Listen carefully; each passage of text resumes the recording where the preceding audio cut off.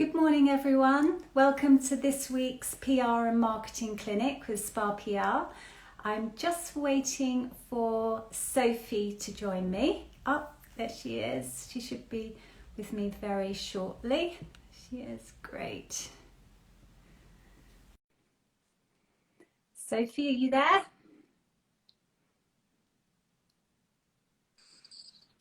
Hello. Hi. Hi.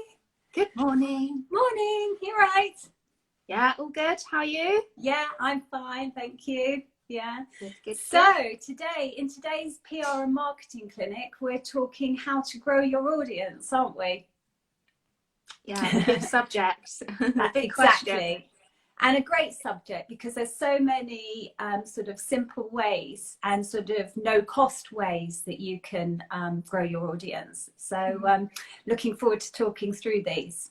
So first of all, sort of it's important to understand who your audience is, because we all know that the larger your audience, the more quickly your business is likely to grow and more successful it is. So whether you're a new company starting to grow your audience or a more established one looking to expand more rapidly beyond your current customer database, then here are some of the tips that we've put together that could help you sort of move you on your way. So first of all, I'd say it's really important to define who your audience is. And the best way of doing this is to create a client avatar. And this is a representation of your ideal clients, which will help you develop your messaging, sales and marketing. The way you do this is to define their age, profession, their interests, and challenges. And it's likely that you'll have more than one avatar, but I'd recommend you don't have any more than 3. Because otherwise it gets a little bit more complicated.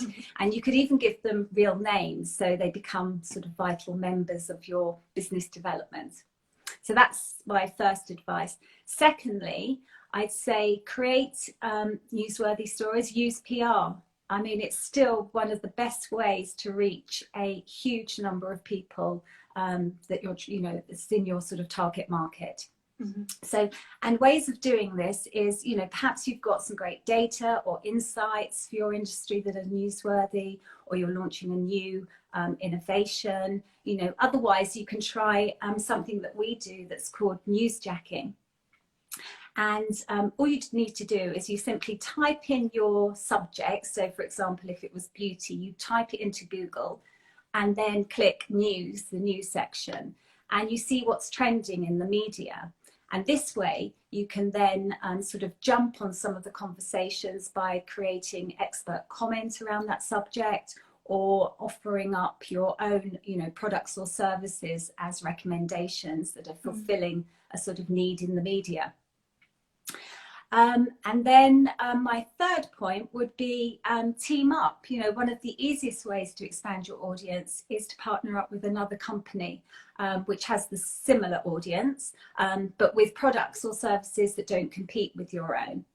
And this could be via a competition, a joint event, some sort of new initiative, campaign, or discounts. Perhaps you have a product that you want to be seen by more people, and there's a sort of partner venue that could actually showcase it for you. That's just one example of what you could do.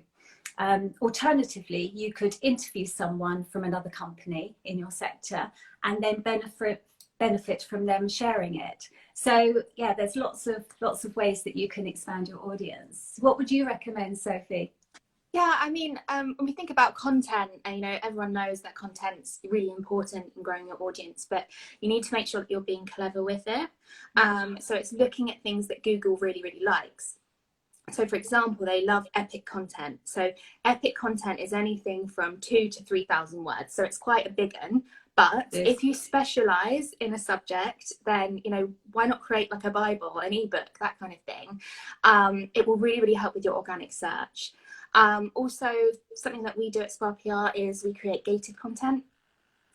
So we'll lock our piece of content up away, and in order for our audience to access it, they'll need to provide their email address. So that will help grow your database, but it's also giving a little bit of value to your audience. They won't give their email for free. So, you know, we need to make sure that we're giving back, and we're giving back something quality. Also, in terms of content, other than being clever, we need to make sure that we're amplifying it as well. So we need to make sure that we're creating new content. We need to make sure that it's regular, and we also need to make sure that it's quality content as well. So we always need to think about what value we're giving to our audience. And also, like you said, it's encouraging people to share it. You know, in our industry, everyone's being more kind of collaborative. Everyone's willing to help out each other. And another way to do it is, besides interviewing people, like you said, you can also answer a big question. So answer a question, like a big theme that people are talking about at the moment, and gather all the views and opinions of your key opinion leaders in the industry. That way they're more likely to share it because they're involved in it, but they're also part of this wider discussion that a lot of other people are talking about. So that's that on content. But then on the other side of it, we've also got guest blogging and podcasts. So they shouldn't be forgotten about. I spend a lot of my time listening to podcasts, and I know you do as well, Tracey. Great fan, yeah. Oh, you've frozen. Might be mine. It closed on me. It had enough of me. Am I back? Am I back? Yes, you're back. You're here. Oh, fine. Yeah, for some reason my phone closed. Anyway, I'm back. It had enough of me talking. It got bored. So yeah, with podcasts and things, to identify them, have a look at their audience, and make sure they're talking about things that you're talking about, and that they have a similar audience to yours, but also maybe a little bit bigger because we want to grow our audience. And then to get involved, then, oh, my little cat's getting involved now.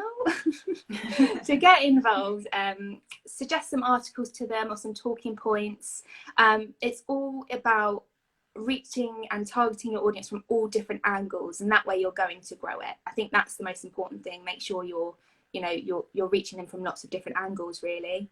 Yeah, absolutely. Great. So there are our tips for today on growing your audience. Obviously, if you have any questions, please, do send them to us. You can reach us on either DM us or via email on info@thesparprcompany.com. But otherwise, we'll be back next week. And in the meantime, have a great weekend. Okay. Yeah. Bye. Bye, everybody. Bye.